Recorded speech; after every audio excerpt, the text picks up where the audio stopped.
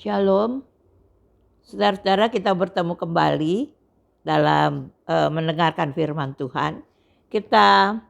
Tema kita pada saat ini adalah kasih karunia. Kita berdoa. Terima kasih Tuhan, saat ini kami dapat berkumpul kembali walaupun di rumah-rumah. Kami mau mendengarkan firman Tuhan. Tuhan, bukakanlah firman-Mu sehingga kami mengerti, supaya kami mengikuti apa yang Tuhan mau dalam hidup kami ini. Terima kasih Tuhan. Kami serahkan Roh Kudus untuk pimpin, berkati semua jemaat-Mu dan juga urapi hamba-Mu supaya hamba-Mu mampu menyampaikan isi hati-Mu. Dalam nama Yesus. Haleluya. Amin. Saudara-saudara,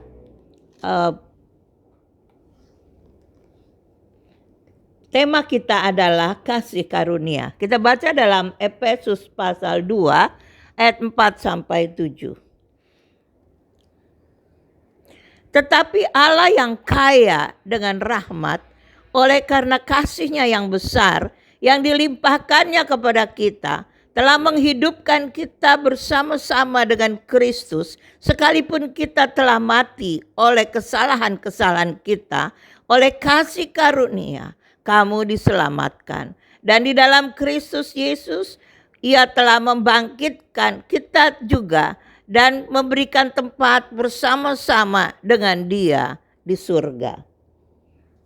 Supaya pada masa yang akan datang, Ia menunjukkan kepada kita kekayaan kasih karunia-Nya yang melimpah-limpah sesuai dengan kebaikan-Nya terhadap kita dalam Kristus Yesus.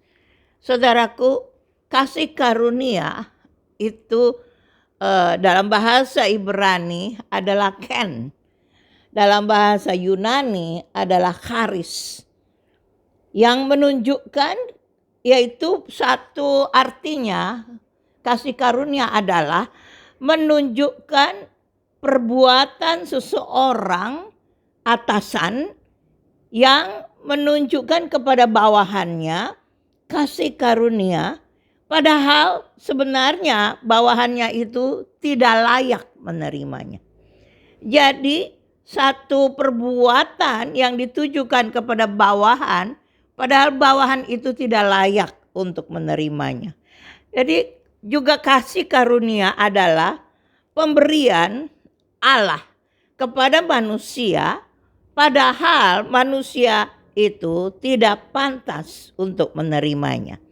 Saudaraku, kasih karunia juga diterjemahkan anugerah, juga diterjemahkan yaitu kemurahan hati Tuhan. Nah, saudaraku, contohnya adalah keselamatan. Kita sebenarnya berdosa, tetapi kita harus dihukum. Tetapi Allah memberikan kasih karunia-Nya kepada kita. Sebenarnya kita tidak layak. Kasih karunia itu perlindungannya. Kasih karunia, pemeliharaannya, berkat sehari-hari, keselamatan sehingga kita dapat hidup yang kekal. Yaitu rohani kita bertumbuh, pertumbuhan rohani. Rohani yang dibimbing, itu semua kasih karunia. Janji-janji Tuhan diberikan kepada kita.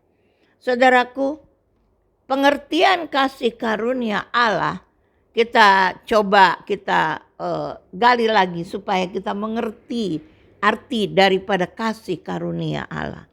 Saudaraku, yang pertama, kasih karunia dimulai di Taman Eden.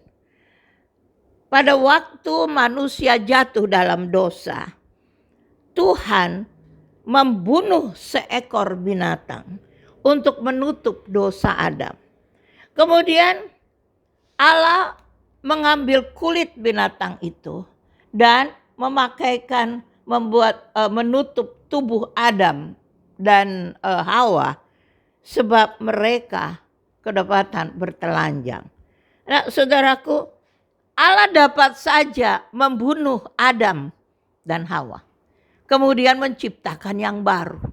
Seperti produk gagal ini ciptakan yang baru saja, dibunuh. Allah dapat.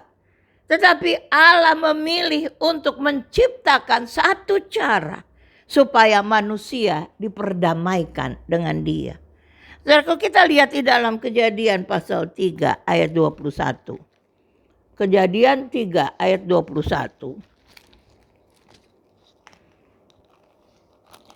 Dan Tuhan Allah membuat pakaian dari kulit binatang untuk manusia dan untuk istrinya itu, lalu mengenakannya kepada mereka. Tuhan yang membuat pakaian dari kulit binatang. Tuhan membunuh binatang. Dan kemudian Tuhan yang memakaikan kepada manusia. Padahal manusia itu sudah berdosa kepada Dia. Manusia itu sudah menyakiti hati Dia. Tapi Dia yang membunuh binatang.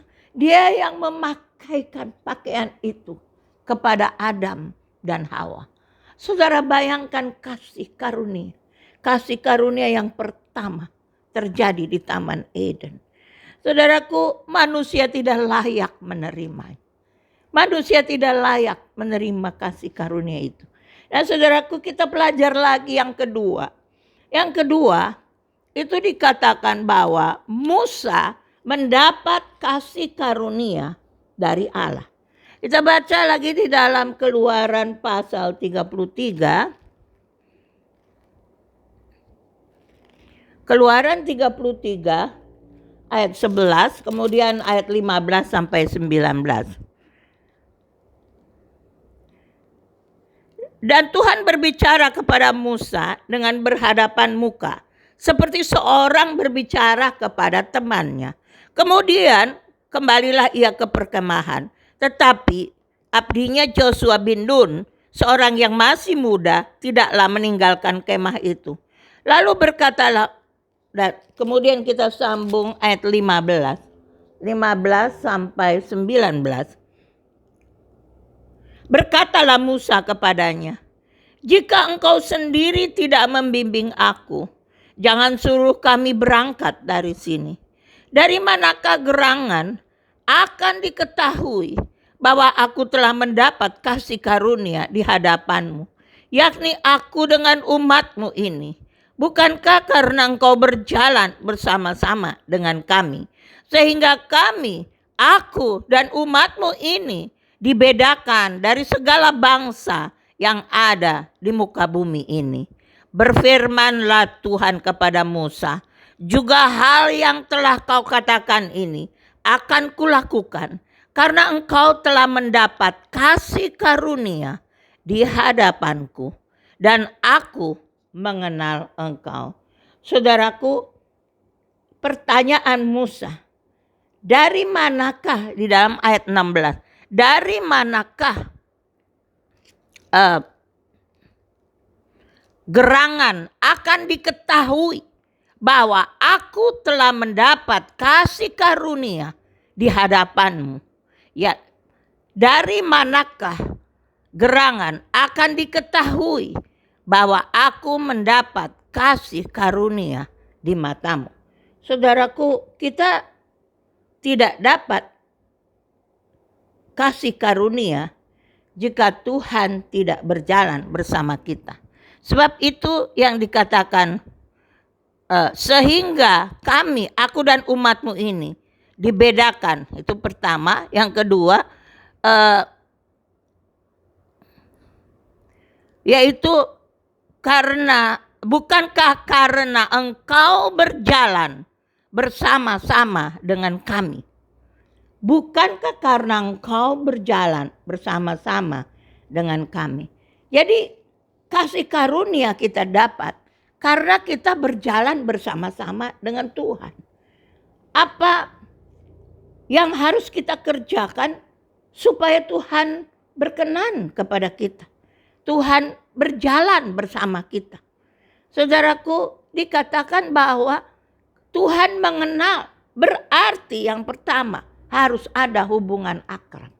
Sebab Tuhan berkata dalam ayat tadi bahwa karena aku mengenal engkau. Saudaraku, pertanyaannya, apakah kita mengenal Allah? Kita semua berkata ya, kita mengenal.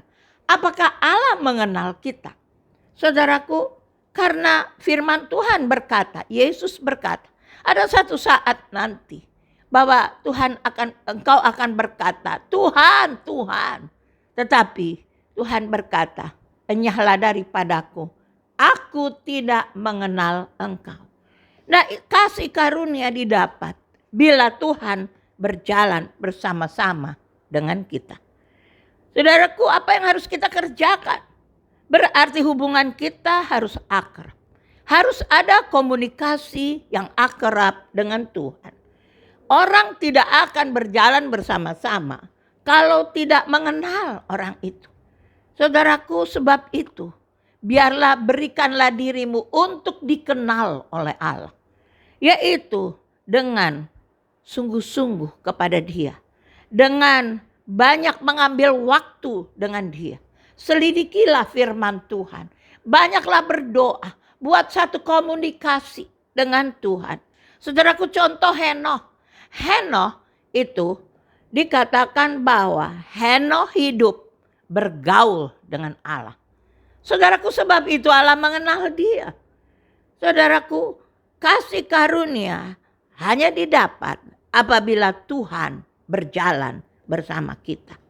Saudaraku, kalau kita lihat bahwa kalau kita jalan bersama Tuhan, kita harus seirama dengan Tuhan. Langkah-langkah kita harus seirama dengan Tuhan. Dalam Amos 3 ayat 3 dikatakan, berjanjikah dua orang yang berjalan bersama? Berjanjikah, sepakatkah dua orang yang berjalan bersama? Berarti bahwa kalau kita berjalan bersama Tuhan, berarti kita harus langkahnya sama. Bagaimana supaya langkah kita sama? Banyak selidiki firman-Nya, tenggelam sampai ke dalam hatinya. Maka supaya langkah kita sama. Itu yang kedua. Saudaraku, yang ketiga adalah Nuh mendapat juga kasih karunia.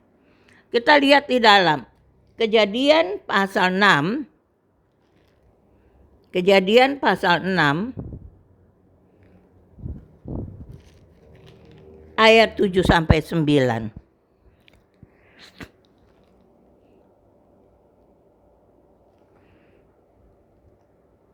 Berfirmanlah Tuhan, aku akan menghapus manusia yang telah kuciptakan itu dari muka bumi. Baik manusia maupun hewan dan binatang-binatang melata dan burung-burung di udara. Sebab aku menyesal bahwa aku telah menjadikan mereka. Ayat 8. Tetapi Nuh mendapat kasih karunia di mata Tuhan. Saudaraku, kalau kita lihat mengapa Nuh mendapat kasih karunia di mata Tuhan. Kalau kita lihat ayat 9. Inilah riwayat Nuh. Nuh adalah seorang yang benar. Pertama. Tidak bercela. Kedua. Di antara orang-orang sezamannya. Dan Nuh hidup bergaul dengan Allah. 3 hal. Yaitu Nuh mendapat kasih karunia. Mengapa Allah memilih Nuh untuk menyelamatkan Nuh? Itu satu kasih karunia yang besar. Sementara air bah datang. Dan semua manusia, hewan-hewan, semua mati. Saudaraku, tapi Allah memilih Nuh untuk memberikan kasih karunia-Nya. Yang pertama tadi kita baca, Nuh seorang yang benar. Berarti dia melakukan perintah Allah. Dia hidup sesuai dengan firman Allah. Yang kedua, Nuh seorang yang tidak bercela pada dibanding orang-orang sezamannya. Saudaraku, dia melakukan kehendak Tuhan. Dia tampil beda dari orang-orang sezaman. Yang ketiga, Nuh seorang yang tidak bercela. Nuh seorang yang hidup bergaul dengan Allah. Saudaraku, coba perhatikan. Hujan, banjir belum datang. Tuhan menyuruh membuat bahtera. Nuh melakukannya. Pernahkah kita terpikir bahwa tidak ada tanda-tanda dia harus bikin bahtera. Bahtera itu bukan di laut dibikin. Bahtera itu dibikin di gunung. Saudaraku, dia melakukan mengapa? Karena memang Nuh seorang yang taat pada Tuhan. Nuh seorang yang tidak pernah mau melawan Tuhan. Saudaraku, Allah memberikan kasih karunia kepadanya. Hanya dia yang hidup. Semua orang-orang sejamannya, semua mati. Saudaraku, karena dia mendapat kasih karunia. Kasih karunia adalah diberikan Tuhan kepada kita, padahal kita tidak layak untuk menerimanya. Saudaraku, kita lihat yang keempat. Yang keempat adalah kita mendapat kasih karunia dari Allah. Saudaraku, kasih karunia itu juga diterjemahkan anugerah. Kasih karunia juga diterjemahkan belas kasihan. Saudaraku, kenapa? Waktu Yesus datang Yesus lahir, itu Yohanes mengatakan, inilah ya, bahwa ini dialah anak, dia adalah yang datang. Dia penuh kasih karunia. Itu Yesus. Saudaraku, sebab itu setiap kali, sama seperti waktu Bartimeus, itu dia katakan, have mercy on me. Aku minta kasih karuniamu. Berikan kasih karuniamu kepadaku. Nah, saudaraku, juga diterjemahkan kasih karunia adalah perkenanan Tuhan.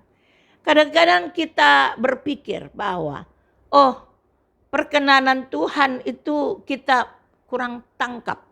Saudaraku, itu adalah kasih karunia. Dan saudaraku, karena sebetulnya kita tidak pantas untuk menerima kasih karunia ini. Contoh adalah kita pantas untuk menerima penghukuman. Kita pantas untuk menerima mati yang kekal.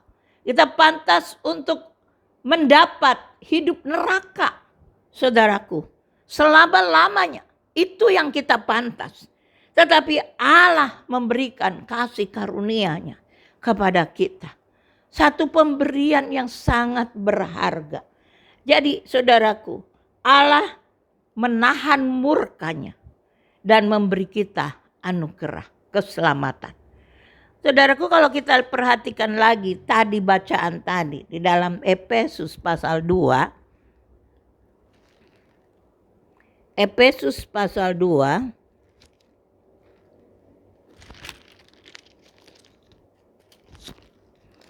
Efesus 2 di dalam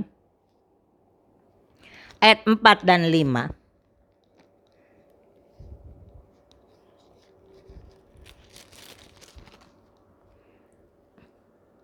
Ayat 4 dan 5. Tetapi Allah yang kaya dengan rahmat oleh karena kasih yang besar yang dilimpahkannya kepada kita, telah menghidupkan kita bersama-sama dengan Kristus, sekalipun kita telah mati oleh kesalahan-kesalahan kita. Oleh kasih karunia kamu diselamatkan. Kita tidak berbuat apa-apa. Saudaraku, keselamatan itu kita tidak ada berbuat sesuatu, usaha, kata firman Tuhan, gak ada. Karena itu adalah pemberian, kasih karunia. Padahal kita tidak layak untuk menerimanya. Kita tidak pantas untuk menerimanya. Nah, saudaraku, kalau kita perhatikan, saudara, Tuhan, hati Tuhan itu begitu luar biasa.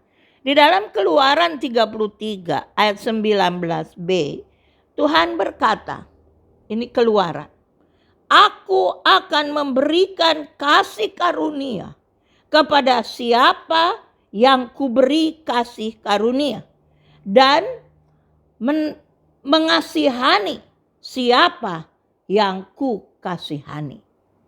Saudaraku, Tuhan akan memberikan kasih karunia kepada kita. Karena hatinya luar biasa. Dia sangat mengasihi kita. Walaupun kita tidak layak untuk menerimanya. Dan saudaraku, saya ingin kita renungkan tentang Tuhan hari ini. Saudaraku, di dalam Keluaran 34, itu waktu Musa menghadap Tuhan untuk mendapat 2 loh batu. Dia berada di gunung selama 40 hari, 40 malam. Dia bertemu muka dengan Tuhan. Itu sebabnya tadi kita sudah bahas bahwa Musa mendapat kasih karunia di hadapan Tuhan. Sebab tidak mungkin seorang bisa menghadap Tuhan muka dengan muka. Saudaraku, dan kemudian kalau kita baca di dalam Keluaran 34 ayat 6-7. Tuhan ingin menyatakan kepada manusia bahwa bagaimana kasihnya yang begitu besar. Kasih karunia-Nya. Bahwa dia tidak memandang bahwa kita layak atau tidak layak. Tetapi karena dia mengasihi kita. Saya mau kita lihat di dalam Keluaran pasal 34. Keluaran 34 ayat 6 dan 7. Ini peristiwa waktu Musa ada di atas gunung. Saudaraku, Musa ingin supaya Tuhan memperlihatkan kemuliaan Tuhan. Lalu Musa berkata, perlihatkanlah kemuliaanmu. Lalu Tuhan berkata, aku akan memberi kasih karunia kepada orang yang akan kuberi kasih karunia. Aku akan mengasihani orang yang mengasihi aku. Itu yang aku mengasihi dia. Itu yang dikatakan Tuhan pada waktu itu. Dan kemudian Tuhan menunjukkan, menjelaskan kepada Musa tentang dirinya. Isi hati Tuhan. Saudaraku, di dalam ayat 6 dan 7. Keluaran pasal 34. Ayat 6 dan 7. Ayat 6 dan 7. Berfirmanlah Tuhan. Turunlah Tuhan dalam awan, lalu berdiri dekat Musa, serta menyerukan nama Tuhan. Saudara perhatikan ayat ini. Yang menyerukan nama Musa, nama Tuhan adalah Tuhan. Berjalanlah Tuhan lewat di depannya dan berseru. Tuhan berseru. Tuhan, Tuhan, Allah penyayang dan pengasih, panjang sabar, berlimpah kasihnya dan setianya, yang meneguhkan kasih setianya kepada beribu-ribu orang, yang mengampuni kesalahan, pelanggaran dan dosa, tetapi tidak sekali-kali membebaskan orang yang bersalah dari hukuman. Saudaraku, yang teriakan itu Tuhan. Dulu saya baca, saya kira yang teriakan itu Musa. Ternyata yang teriakan itu Tuhan. Saudaraku, Tuhan berkata, Tuhan, Tuhan, Allah penyayang dan pengasih, panjang sabar, berlimpah kasihnya dan setianya, orang yang meneguhkan kasih setianya kepada beribu-ribu orang, yang mengampuni kesalahan, pelanggaran dan dosa, tetapi tidak sekali-kali membebaskan orang yang bersalah dari hukuman. Saudaraku, itu hati Tuhan. Mengapa Tuhan memberikan kasih karunia kepada kita? Mengapa Tuhan memberikan keselamatan kepada kita? Mengapa Tuhan mau membawa kita ke surga? Memberi kita hidup yang kekal. Karena dia menunjukkan dirinya. Dia menjelaskan dia bagaimana. Dia katakan, aku pengasih, penyayang. Aku adalah yang mengampuni segala kesalahan, pelanggaran, dosa. Aku panjang sabar, berlimpah kasih setia. Tetapi aku menghukum orang yang bersalah. Saudaraku, itu sebabnya kita mendapat kasih karunia. Karena memang hati Tuhan seperti itu. Saudaraku, mari kita koreksi diri kita sendiri. Kita akan lihat kalau kita tidak memperhatikan rohani kita. Kita hidup biasa-biasa. Saudaraku, ada hamba Tuhan yang berkata, kita harus berusaha supaya kita masuk kerajaan surga. Kita ada banyak orang, bukan orang percaya, tetapi orang gereja katanya. Dia bedakan antara orang gereja dan orang percaya. Saudaraku, itu sebabnya kita koreksi diri. Kita bisa kehilangan kasih karunia. Kita baca di dalam Keluaran 32 ayat 7 sampai 9. Itu Keluaran 32 ayat 7 sampai 9. Berfirmanlah Tuhan kepada Musa, pergilah, turunlah, sebab bangsamu yang kau pimpin keluar dari tanah Mesir telah rusak lakunya. Segera juga mereka menyimpang dari jalan yang kuperintahkan kepada mereka. Mereka telah membuat anak lembu tuangan, dan kepadanya mereka sujud menyembah dan mempersembahkan korban, sambil berkata, hai Israel, inilah Allahmu yang telah menuntun engkau keluar dari Mesir.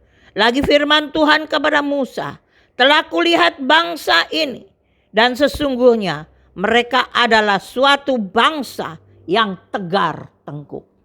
Saudaraku, ini peristiwa waktu Israel membuat anak lembu emas dan sujud menyembah.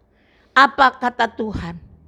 Kalau sampai kita kehilangan kasih karunia, yang pertama, bahwa hidup kita rusak. Kalau hidup kita rusak, maka kita kehilangan kasih karunia. Yaitu kita mencemarkan diri. Kita menghancurkan diri sendiri. Kita lakukan apa-apa yang Tuhan tidak mau. Sehingga itu menurut firman Tuhan, Tuhan sendiri berkata bahwa hidupnya telah rusak. Tingkah lakunya telah rusak. Saudaraku, itu yang pertama. Karena kita melanggar firman Tuhan. Karena kita tetap melakukan. Kita tidak menurut firman Tuhan. Yang kedua, itu dikatakan Israel membuat anak lembu emas. Yaitu apabila meninggikan hal atau meninggikan orang lebih dari Tuhan. Saudaraku, memuliakan sesuatu lebih dari Tuhan. Lebih mulia dari Allah sendiri. Saudaraku, maka akan kehilangan kasih karunia. Lalu yang ketiga, apabila tadi kita baca tegar tengkuk. Tegar tengkuk ini adalah mengeraskan hati. Tidak mau berubah. Dan beri alasan-alasan untuk membenarkan diri. Itu tegar tengkuk kata firman Tuhan. Dan tegar tengkuk itu memicu amarah Tuhan. Saudaraku, sebab itu mari kita lihat 3 hal ini. Kalau kita berada di sana, kita kehilangan kasih karunia. Nah, saudaraku, mari kita perhatikan hidup kita. Dan biar kita menghargai kasih karunia yang Allah berikan kepada kita. Yesus penuh dengan kasih karunia. Allah punya hati adalah, dia adalah Allah yang pengasih penyayang, panjang sabar, dan yang mengampuni segala dosa dan pelanggaran. Saudaraku, mari kita serahkan hidup kita kepada Tuhan. Amin. Mari kita berdoa. Tuhan, terima kasih untuk kasih karunia yang Tuhan berikan kepada kami. Siapakah kami sehingga Tuhan tidak memandang kesalahan-kesalahan kami, tidak memandang apakah kami layak menerimanya atau tidak. Tuhan, sebenarnya kami tidak layak untuk menerima kasih karunia Tuhan. Tapi Tuhan memberikan kepada kami keselamatan yang begitu luar biasa. Membuat kami bisa masuk dalam kerajaan surga. Membuat kami bisa mendekati Tuhan. Kami bisa ada hubungan yang akrab dengan Tuhan. Persekutuan yang akrab. Terima kasih Tuhan. Kami mau berdoa Tuhan. Berikanlah kami pengertian yang lebih hari lebih dalam tentang kasih karunia ini. Sehingga setiap kali kasih karunia memenuhi hati kami. Setiap kali kasih karunia ada bersama-sama dengan kami. Terima kasih Tuhan. Kami berdoa untuk semua dokter dan perawat. Tuhan memberkati mereka. Beri imun sistem yang tinggi. Kami berdoa untuk orang-orang yang terkena COVID-19. Kami berdoa biar kuasa kesembuhan turun ke atas mereka. Terima kasih Tuhan. Kami juga berdoa untuk jemaat Tuhan. Dimanapun berada, Tuhan memberkati mereka. Biar kasih karunia tetap berada bersama mereka. Terima kasih Tuhan. Dan pada saat ini Tuhan, sebentar kami mau pulang ke rumah kami masing-masing. Kami mau terima berkat Tuhan. Saudara-saudara, kita bangun berdiri. Dan kita siapkan hati kita untuk menerima berkat Tuhan. Tuhan memberkati engkau dan melindungi engkau. Tuhan menyinari engkau dengan wajah-Nya dan memberi engkau kasih karunia. Tuhan menghadapkan wajah-Nya kepadamu dan memberi engkau damai sejahtera. Diberkatilah engkau pada waktu masuk rumahmu dan diberkatilah engkau pada waktu keluar rumahmu. Tuhan akan membuka bagimu perbendaharaan-Nya yang melimpah dan memberkati segala pekerjaanmu. Tuhan akan mengangkat engkau menjadi kepala dan bukan menjadi ekor. Engkau akan tetap naik dan bukan turun. Apabila engkau mendengarkan perintah Tuhan dan melakukannya dengan setia. Kasih karunia daripada Tuhan Yesus Kristus, kasih Allah Bapa, dan persekutuan dengan Roh Kudus menyertai saudara-saudara sekalian. Mulai saat ini sampai selama-lamanya. Amin.